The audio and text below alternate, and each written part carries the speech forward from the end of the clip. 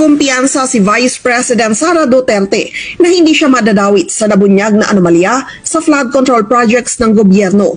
Wala naman anyang ganitong klaseng proyekto ang OVP o kahit ang Department of Education o DepEd nung siya pang kalihim nito.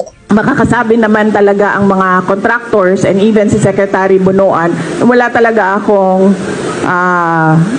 at all project dyan sa DPWH. In fact, hindi nga nila masabi ngayon na may insertions ang Vice President kasi wala talaga.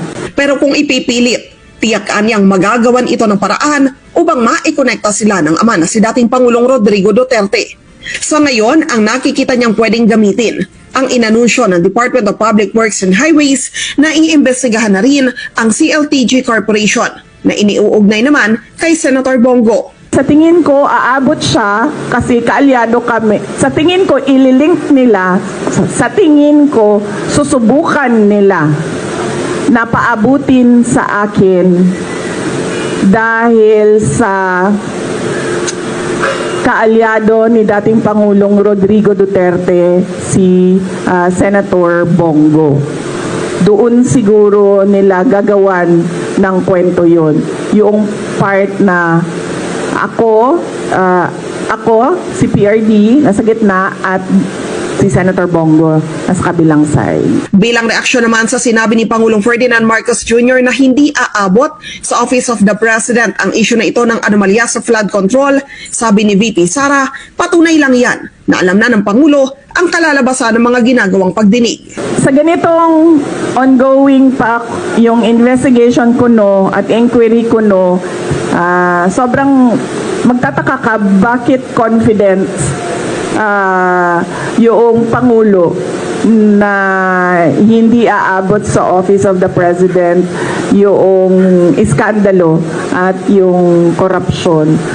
So ibig sabihin, siguro alam na niya kung ano yung kalalabasan ng inquiry. Sa tanong naman kung pwede bang maging state witness sa kaso, si dating House Speaker Martin Romualdez ayaw magkomento ni VP Sara, pero may pasa rin siya.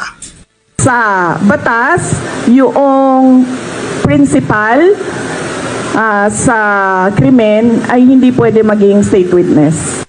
Kinumpirma naman ni VP Sara na isa sa pinaggamitan ng kanilang confidential fund ay ang mga sumbong ng korupsyon sa DepEd. Kabilang rito ang overpriced laptop na natuklasang konektado kay dating Congressman Saldico. Ang kontraktor umano rito, ang kumpanyang konektado kay Ko na SunWest. Kung talagang seryoso ang ombudsman sa pag-iimbestiga, imbestigahan nila yung laptop corruption scandal ng Department of Education. Nandoon si Saldico. At alam ko yun dahil gumawa kami ng sarili naming investigation sa loob ng Department of Education noong ako ay Department of Education Secretary. May I just say na merong confidential funds na pumunta doon sa paghahanap ng ebidensya sa investigasyon na yun.